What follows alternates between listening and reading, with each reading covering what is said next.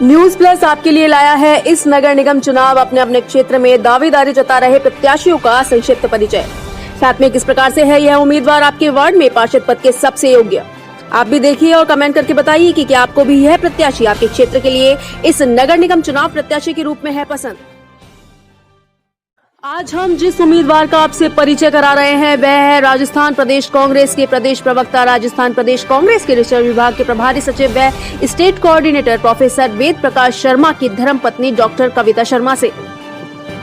Doctor Kavita Sharma अपने पति के साथ राजनीतिक रूप से सहयोगिनी रही हैं, साथ ही वह सहायक प्रोफेसर भी हैं। वर्तमान में इनके रिसर्च विभाग की प्रदेश प्रवक्ता की जिम्मेदारी है। इसके अतिरिक्त यह विश्व हिंदी संगम महिला विंग की प्रदेशाध्यक्ष व मालवीय नगर क्षेत्रीय जन विकास समिति के अध्यक्ष होने के नाते सामाजिक रूप से भी सक्रिय हैं। इस चुनाव में वह कांग्रेस पार्टी से हर घर रोजगार मुहिम के साथ अपनी दावेदारी पेश कर रही हैं। नमस्कार, न्यूज़ प्लस राजस्थान में आपका हार्दिक स्वागत है। जैसा कि आपको पता है कि हमेशा न्यूज़ प्लस राजस्थान दर्शकों के साथ उनकी समस्याओं को दूर करता रहता है और इस समय सबसे बड़ी समस्या बना हुआ था कोरोना। और उस कोरोना के दौरान जब उम्मीदवार अपने अपने प्रत्याशी जब मैदान में चुनाव की घोषणा हुई तो आप कंफ्यूज जरूर होंगे कि किसको मैं वोट दूं। कई प्रत्याशी हैं जिनकी आपको नॉलेज भी नहीं है, तो न्यूज़ प्लस राजस्थान आपके लिए एक नया सेगमेंट लाया है, उम्मीदवार परिचय। हमने जब सर्वे करा वार्ड नंबर 27 में हम जब पहुँचे तो यहाँ पर बता दें हम आपको महिला सीट है और महिला सीट जनरल की होने के बाद जो उसका परिसीमन किया गया उसके अंदर माली नगर सेक्टर 1, 2, 3 का हिस्सा है, गांधीनगर के हिस्से को हटा दिया गया है। सब को जब हमने देखा, समझा, परखा तो उसके बाद जो प्रमुख समस्याएं यहाँ से निकल कर आई उनको पर हमने गौर करा। साथ में जब हमने एक सर्वे करा यहाँ पर तो सर्वे में अधिकांश लोग जो एक चेहरा देख रहे हैं वो देख रहे हैं पढ़ा लिखा चेहरा हो, वो चेहरा हो जो अभी तक मार्केट में अन्य चेहरों से अलग हो। लोग चाहते हैं उस चेहरे पर लोग विश्वास कर सकें। हमारे साथ ऐसा ही चेहरा है, ये एक शिक्षिका है, पिछले 13 वर्षों से शिक्षा के क्षेत्र में कार्य कर रही हैं, काफ़ी अच्छा घर को भी संभाला है। हम आपको मिलाते। मैम नमस्कार। नमस्कार मैम, आप एक इस्टेब्लिश राजनेता की पत्नी भी हैं। हाँ जी। तो कितना मुश्किल होता है घर को संभालना और साथ साथ जब आप चुनाव के लिए मैदान में उतरे हैं तो कैसे मैनेज करेंगे ये सबको? मैं कहूँगी औरतों में ये जन्मजाति खूबी होती है कि घर के साथ साथ अपने व्यापार को भी संभालना या टीचिंग क्षेत्र हो या उनका कोई भी अन्य क्षेत्र हो उसको संभालना, बच्चों को संभालना। तो मैं एक साधारण परिवार से हूँ। मैं यहाँ आई, मेरे पति पिछले 20 वर्षों से राजनीति में हैं और अच्छे नेता हैं। मैं उनका साथ बराबर दे रही हूँ और प्लस अपना टीचिंग क्षेत्र भी अच्छे से संभाल रही हूँ। हम आपको बता दें इनके जो पतिदेव हैं उनका नाम डॉक्टर वेद प्रकाश शर्मा जी है और काफ़ी समय से ये राजनीति में मालनगर में एक्टिव है। इन्होंने यहाँ पर जब से 1999 में यहाँ क्षेत्र में आए उसके बाद लगातार अनवरत काम किया, जनता की सेवा के लिए काम किया, जो दुखियारा आया उनके लिए काम किया। और एक समय ऐसा भी था जब इनके घर में एक जनता की अदालत लगा करती थी और जो कोई आता था उसकी ये पैरवी करते थे, सुनवाई करते थे। उसके बाद समय बदला, 2004 में चुनाव लड़ा इन्होंने यहाँ से, उसके बाद 2008 में भी संघर्ष किया विधानसभा के लिए और अब एक इस्टेब्लिश कांग्रेस के एक्टिव मेंबर हैं, कार्यकर्ता हैं और आज राजस्थान प्रदेश कांग्रेस कमेटी में ये प्रदेश प्रवक्ता हैं। मैम हाँ जी। आप बताना चाहें कि आपके क्षेत्र की प्रमुख समस्याएं कौन कौन सी है? मैं अपने क्षेत्र की समस्या बताऊंगी। सबसे ज़्यादा तो रोज़गार की समस्या है जो कोरोना के काल के कारण बहुत अत्यधिक व्यापक हो गई है। प्लस साफ़ सफाई है, सीवरेज की है, पार्कों का रख रखाव है और महिलाओं की सुरक्षा, ये मुख्य समस्याएं हैं हमारे क्षेत्र की। समस्याएं तो आपने बता दी, लेकिन समस्याओं के साथ आपने निराकरण भी सोचा होगा कि आप जब फील्ड में उतर रहे हैं तो निराकरण के लिए क्या करेंगे आप इनके?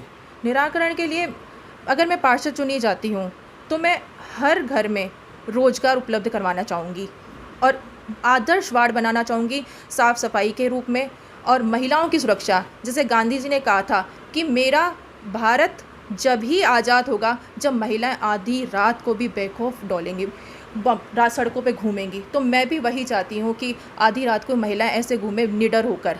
तो महिलाओं की सुरक्षा, बच्चियों की सुरक्षा और इस सफाई के मामले में ये आदर्श वार्ड माना जाए, ये मैं करना चाहूँगी।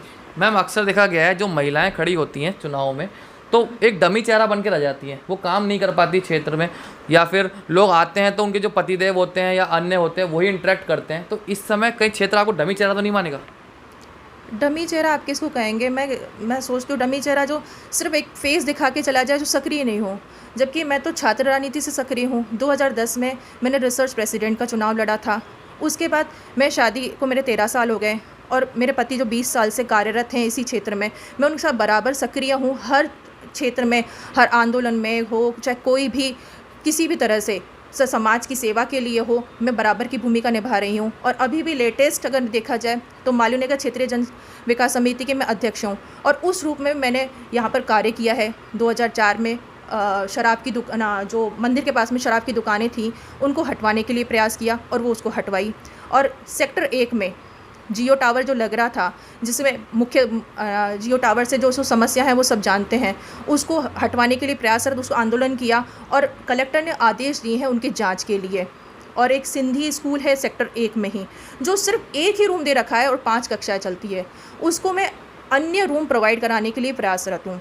और निदेशक महोदय ने जो तृतीय भाषा के लिए सिर्फ संस्कृत भाषा को ही कहा था कि और अन्य मातृभाषाएं नहीं चलेंगी, ये आदेश दिया था, तो सिंधी भाषा के जो शिक्षक हटाए जा रहे थे, मैं उनको पत्र लिखा है, उनसे आग्रह किया है कि सिंधी भाषा के शिक्षकों को न हटाएं। तो ये सारे कार्य मेरे हैं, तो ये सक्रिय भूमिका है इसमें मेरी, और आगे भी अगर चुनी जाती हूँ तो मैं इसी तरह से सक्रिय रह के लोगों की सेवा करूँगी। आप कहते हैं कि हम रोजगार के मुद्दे को लेकर जनता के बीच में है और रोजगार मेला जैसी आप कभी बात कर रहे थे, तो ये बताइए कि जब पूरे देश में व्यापक रूप से बेरोजगारी फैली हुई है तो क्या ब्लूप्रिंट है, आप रोजगार कैसे देंगे लोगों को? हम रोज़गार मेला लगाएंगे और उसमें जो भी जिनका भी रोज़गार छिन गया है कोरोना के टाइम में या वैसे भी जो बेरोज़गार हैं, उनका एक बायोडाटा लेंगे, उनको इकट्ठा करेंगे और जो जिस योग्यता के अकॉर्डिंग हम कंपनियों से या स्कूल से, कॉलेज से इनको टाई अप करेंगे, ताकि जहाँ जिसकी आवश्यकता है हम एक माध्यम बनेंगे उनको रोज़गार दिलाने का।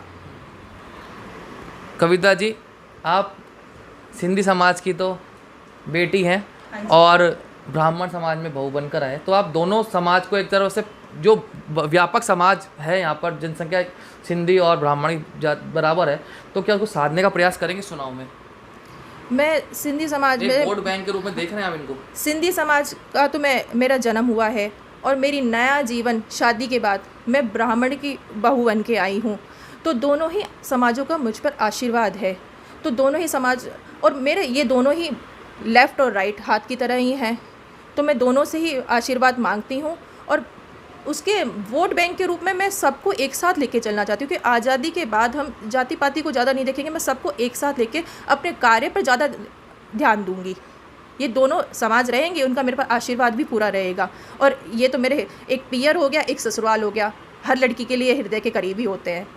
आप विश्व सेवा संगम की प्रदेशाध्यक्ष भी हैं, तो स्वाभाविक है आपके पास सिंधी का पद तो है, लेकिन ब्राह्मण समाज में कोई भी सामाजिक पद अभी तक रहा नहीं है, क्या कहना है आपका?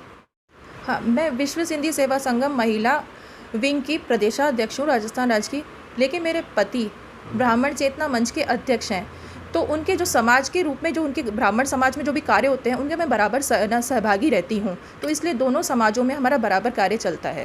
जी, एक शिक्षिका के रूप में 13 वर्षों से पढ़ा रहे हैं, कर रहे हैं, अब चुनाव में फील्ड में उतरेंगे, बिल्कुल फील्ड का काम, भाग दौड़, लोगों से मिलना जुलना, कन्वेंस करना, कितना मुश्किल रहने वाला है आपके लिए?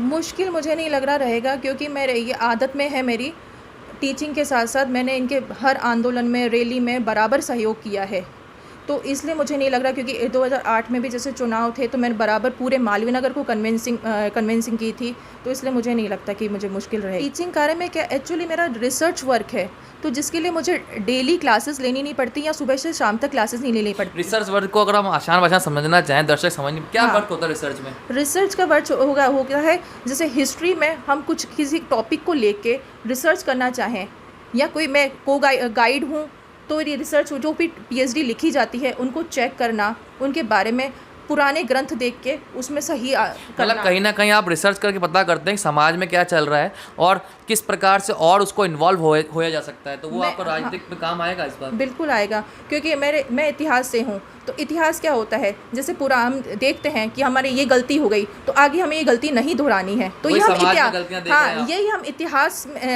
से ही तो देखा जाता है ये, इसलिए इतिहास ज़रूरी होता है। इतिहास अपना दोबारा आगे भविष्य में ये चीज़ नहीं दोहराई।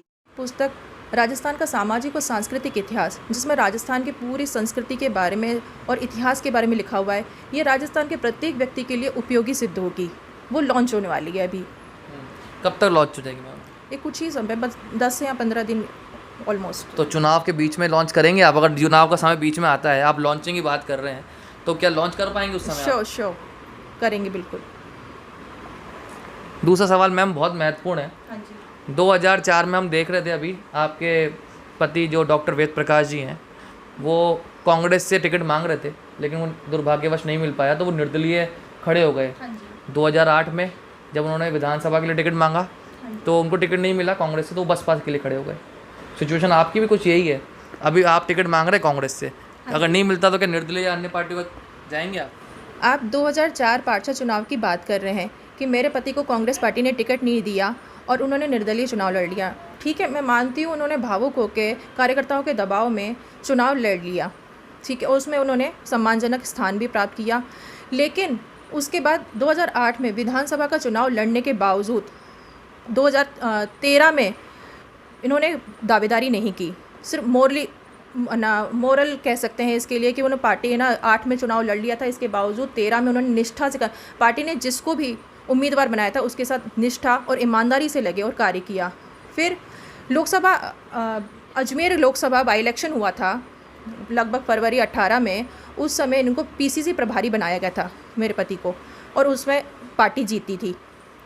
2018 के विधानसभा चुनाव में इन्होंने दावेदारी की थी, मेरे पति द्वारा दावेदारी मालवीय नगर विधानसभा क्षेत्र से दावेदारी की गई, लेकिन पार्टी द्वारा टिकट नहीं मिलने के बावजूद इन्होंने पूरी निष्ठा, लगन और ईमानदारी से कार्य किया और केकड़ी विधानसभा में इन्हें एआईसीसी ऑब्जर्वर लगाया गया, जहां पार्टी ने 20,000 मतों से विजय प्राप्त की थी। उसके बावजूद 19 में लोकसभा चुनाव में अजमेर लोकसभा से ये खुद प्रत्याशी मतलब उम्मीदवार थे और लगभग इनका तय था नाम, उसके बावजूद टिकट नहीं मिला। फिर भी ये अब तक ईमानदारी से लगे हुए हैं और पार्टी ने इनकी ईमानदारी और निष्ठा को देखते हुए इन्हें महत्वपूर्ण विभाग, रिसर्च विभाग की जिम्मेदारी दी हुई है। तो हम पार्टी के ईमानदार सिपाही हैं, निष्ठा से इसके लिए कार्य करते हैं। चाहे अब पार्टी मुझे टिकट देती है चाहे नहीं देती है, लेकिन हम पार्टी के लिए ही कार्य करेंगे। पुराने कोर वोटर तो आपके हैं ही शायद, जो आपको पसंद करते थे उस समय निर्दलीय चुनाव से। बिल्कुल। और इस बार भी आप अगर, क्योंकि वार्ड छोटा हो गया है, कम वोट है, कोरोना चक्कर में शायद लोग कम भी देने जाएं वोट, तो इस बार जीत का समीकरण क्या मानते हैं आप, क्या रहेगा? उन वोटर्स को भी आप अभी तक मतलब मजबूती से पकड़ के रहेंगे और नए वोटर्स को बनाएंगे, क्या करेंगे? जीत का समीकरण क्या होगा आपका? इस समय जैसे हम चुनाव हारे चाहे जीते, मगर हमने सतत कार्य किया है। मेरे पति के साथ मैंने भी मिलकर समाज की पूरी सेवा की है। जो भी हमारे घर आया कभी निराश होकर नहीं गया है, तो उसको वो फ़ायदा हमें मिलेगा और जो क्षेत्र में हमारे लगातार कार्य हैं उसका भी हमें फ़ायदा मिलेगा। मैं आपको बताऊं कि ये दूसरी दफ़ा है जब निगम चुनाव हो रहे हैं और महिला सीट यहाँ पर आई है। इससे पहले जब महिला सीट आई थी तो सुमन शर्मा जी पार्षद बनी थी और वो आपने देखा किस प्रकार से आज बहुत बड़ा नाम है राजनीतिक क्षेत्र में, पूर्व राज्य महिला आयोग की अध्यक्ष बनी। अब वापस से वही सीट आई है, शर्मा कैंडिडेट, ब्राह्मण कैंडिडेट सामने है और इस बार तो डबल जाति का समीकरण बन रहा है, इनका ब्राह्मण भी है और सिंधी भी है। तो क्या लगता है आपको कि पार्टी तो बेशक अलग है, वो बीजेपी थी, आप कांग्रेस थे, तो निकाल लेंगे सीट इस बार? बिल्कुल, मैं श्योर हूँ निकाल लूँगी, क्योंकि ब्राह्मण के साथ साथ प्लस मुझे सिंधियों का भी आशीर्वाद मिलेगा दो, और प्लस मेरे काम पर भरोसा है अपने, कि मैं काम के बल पे अपना।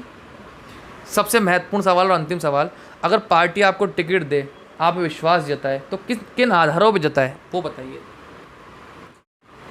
मैं सिंधियों की तो बेटी हूँ और ब्राह्मणों की बहू हूँ, तो ये दोनों जाति आधार पर पार्टी मुझे यहाँ से टिकट दे सकती है। प्लस 20 वर्षों से मेरे पति यहाँ पर कार्यरत हैं, जनता की सेवा कर रहे हैं, वो भी प्लस पॉइंट है।